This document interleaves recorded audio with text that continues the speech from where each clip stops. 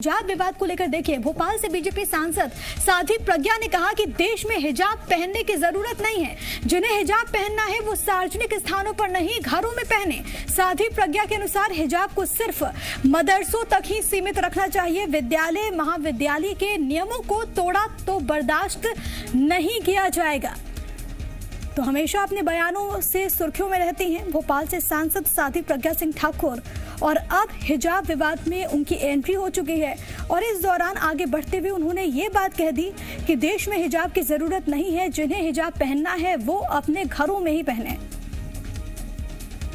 आपके मदरसे होते हैं, आप मदरसों में हिजाब लगाएं, खिजाब लगाएं या कुछ और करें, हमें क्या मतलब है। आप बिल्कुल वहां अपनी वेशभूषा में रहिए, वहां के अनुशासन में रहिए, लेकिन आप अगर बाकी पूरे देश का जितने विद्यालय हैं, महाविद्यालय हैं, उनका अनुशासन बिगाड़ोगे तो ये बर्दाश्त नहीं होगा।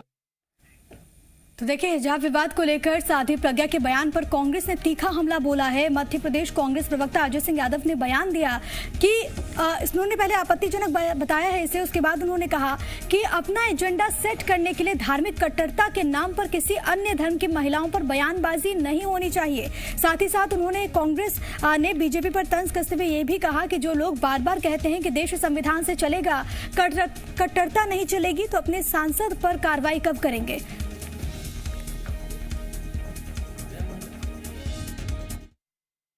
कांग्रेस पार्टी इस तरह का बर्ताव करने वाली भाजपा की सांसद की निंदा करती है और भारतीय जनता पार्टी के नेता जो बार बार कहते हैं कि देश संविधान से चलेगा, इस तरह की कट्टरता नहीं चलेगी और सभी को भाषा में संयम रखना चाहिए। वो क्यों नहीं बताते हैं कि अपनी सांसद के ऊपर कब कार्यवाही करेंगे, तब कब तक भोपाल की सांसद अमर्यादित बर्ताव करके भोपाल वासियों को शर्मिंदा करती रहेंगी।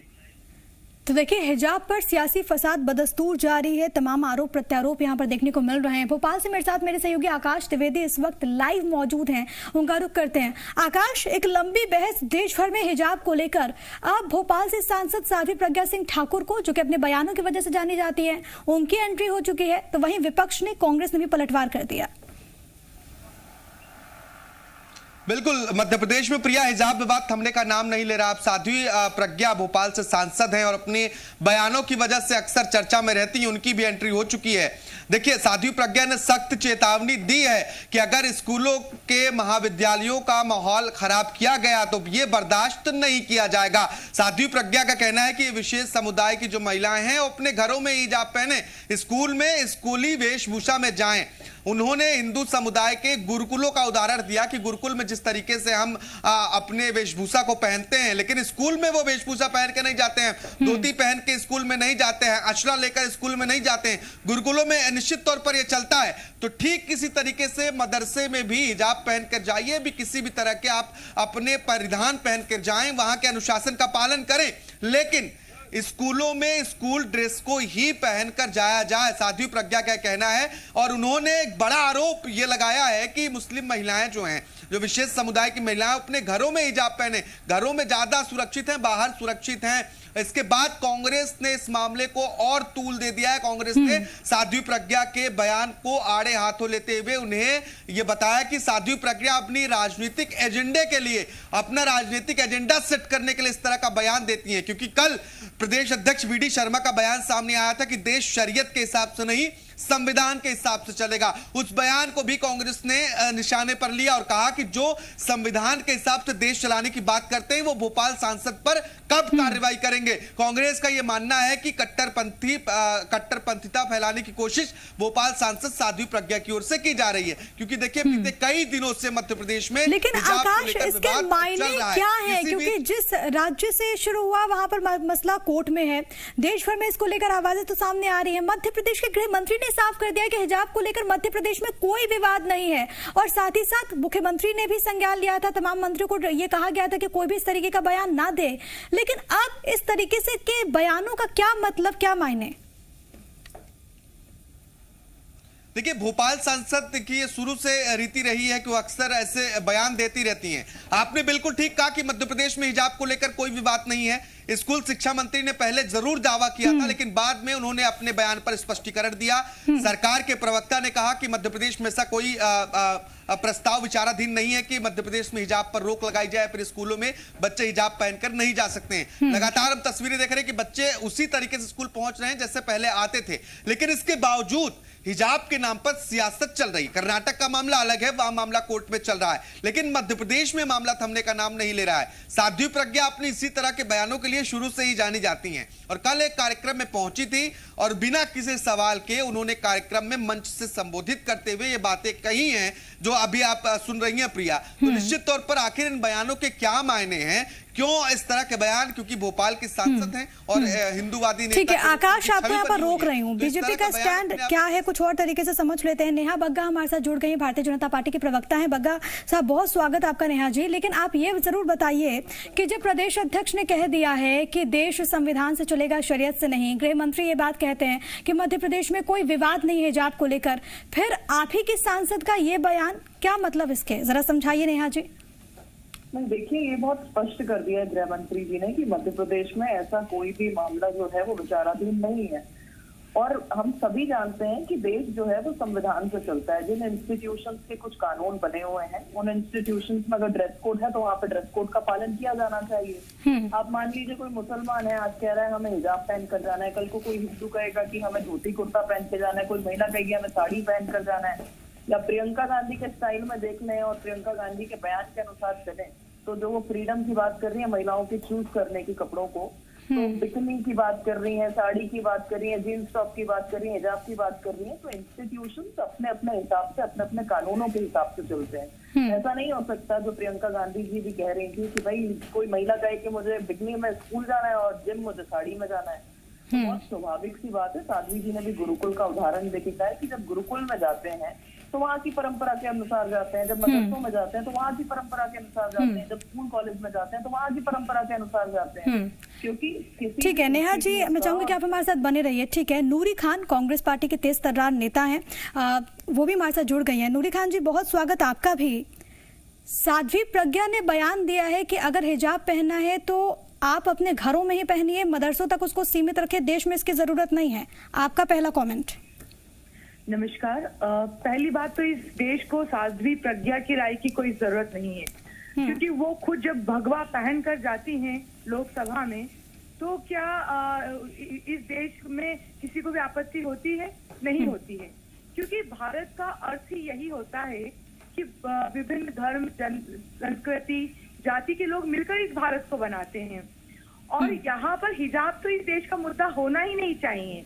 देखिए, मुस्लिम में भी सारी लड़कियां, जैसे मैं नहीं पहन रही हूँ, पर जो पहन रही है उसमें क्या गलत है, क्या तकलीफ है? क्या इस देश में जो नग्नता फैल रही है, हमारी आपत्ति उसको लेकर होना चाहिए, या कोई अपने धर्म का पालन करके हिजाब पहन रहा है तो उस पर आपत्ति होना चाहिए? स्कूल्स में हिजाब पहनने पर आपका स्टैंड क्या है नूरी खान जी? स्कूल्स में हिजाब, पूरी बात कर लूं, लड़कियां यूनिफॉर्म पहनने का मना नहीं कर रही हैं। वो कह रही हैं कि हमें यूनिफॉर्म के साथ हिजाब पहनने दिया जाए, क्योंकि इस्लाम कहता है कि सर ढका होना चाहिए। अगर हमारे सिख भाई पगड़ी लगाते हैं, क्या हमारी मुस्लिम बहनें हिजाब पहनती हैं, क्या इस देश का मुद्दा ये बन रहा है? क्यों इस देश का मुद्दा बेरोजगारी क्यों नहीं है? ये लोग बेरोजगारी के खिलाफ आंदोलन क्यों नहीं कर रहे हैं? पर एक विशेष वर्ग के लोगों को निशाना क्यों बनाया जा रहा है, जब इस देश के संविधान ने अपने धर्म का पालन करने की आजादी दी है? ये कह रहे हैं कि जहाँ जाए। ठीक है, मैं इसका जवाब लूंगी नेहा जी से, लेकिन भोपाल से मेरे साथ मेरे सहयोगी आकाश द्विवेदी भी मौजूद हैं, मैं उनको भी इस चर्चा में लाना चाहूंगी। आकाश, आपको सवाल पूछना चाहें? नेहा जी, आपसे सवाल यह है कि अब तक देश में तो यही चलता रहा है कि लोग हिजाब पहनकर आते रहे। आपने अभी कहा कि स्कूलों में ड्रेस कोड का पालन किया जाए, ठीक बात आपने कहा, लेकिन इसके पहले यह बात क्यों नहीं उठी कि स्कूलों में ड्रेस कोड का पालन किया जाए? अचानक से 2022 में याद आती है कि स्कूलों में ड्रेस कोड का पालन करना चाहिए। गृह मंत्री स्पष्ट कर देते हैं कि ऐसा कोई मामला लंबित नहीं है। इसके बाद भी आपकी सांसद खुद कहती हैं कि ऐसे बर्दाश्त नहीं किया जाएगा अगर स्कूलों में महिलाएं हिजाब पहनकर जा रही हैं। तो ऐसा क्यों हो रहा है मैडम?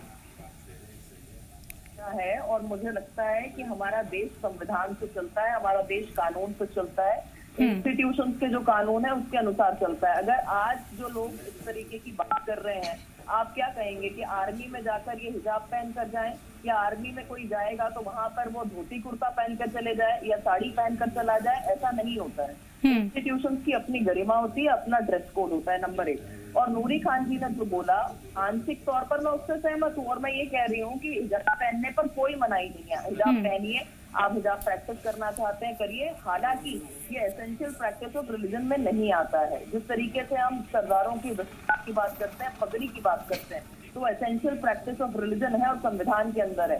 हरियाणा और पंजाब हाई कोर्ट का इस पे जजमेंट है। और उससे भी महत्वपूर्ण बात यही कारण है कि हम जब आर्मी की बात करते हैं, नेवी की बात करते हैं, एयरफोर्स की बात करते हैं, तो हमें सिख रेजिमेंट दिखता है। कहीं पर आपको हिजाब रेजिमेंट दिखा है क्या? इस प्रकार का ड्रेस कोड कहीं पर आपको दिखा है क्या? खुद मुस्लिम कंट्रीज जो है वहां पर हिजाब जो है, मुझे लगता है नेहा जी कि इसका जवाब नूरी खान जी बेहतर तौर पर दे पाएंगे। नूरी खान जी, नेहा जी कह रही है कि कोई एसेंशियल ये प्रैक्टिस नहीं है, इसे जरा प्रकाश डालिए। नेहा जी को अपनी जानकारी सुधारना चाहिए। इस्लाम में और कुरान में साफ तौर पर पर्दे का हुक्म दिया गया है औरतों के लिए, यानी कि धर्म के हिसाब से देखा जाए तो जरूरी है। पर धर्म अगर हम जैसी लड़कियों पर कोई जबरदस्ती नहीं करना चाहता है, पर अगर कोई खुशी से पहन रही है, तो मुझे नेहा जी, आप तो एक बहन है मेरी, आप बताओ कि अगर कोई धर्म का पालन करना चाह रही है, अगर वो धर्म का पालन करते हुए डॉक्टर और इंजीनियर भी बनना चाह रही है, तो हमें खुशी होना चाहिए। एक तरफ तो हम कहते हैं कि मुस्लिम लड़कियां पढ़ती नहीं है, और जब पढ़ना चाह रही हैं, हिजाब लगाकर स्कूल और कॉलेज जा रही हैं, तो हम उन्हें रोकना चाह रहे हैं। क्यों?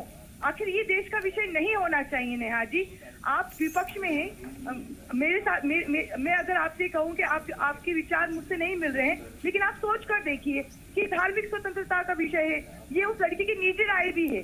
जिस संविधान की आप बात कर रही हैं, वो संविधान कहता है कि अपनी इच्छा के मुताबिक हम धर्म का पालन कर सकते हैं, तो ये उसकी निजी राय। लेकिन नूरी खान जी, बीजेपी ये कह रही है कि तमाम चीजें एक तरफ हैं, तमाम बातें आपकी जायज हो सकती हैं, लेकिन अगर ये तमाम बातें स्कूल्स में, जहाँ पर सद्भाव की बात होती है, जहाँ पर हर धर्म के सम्मान की बात होती है, जहाँ पर बच्चों को आगे आने के लिए प्रोत्साहित किया जाता है, वहाँ पर क्या ये बातें चचेंगी?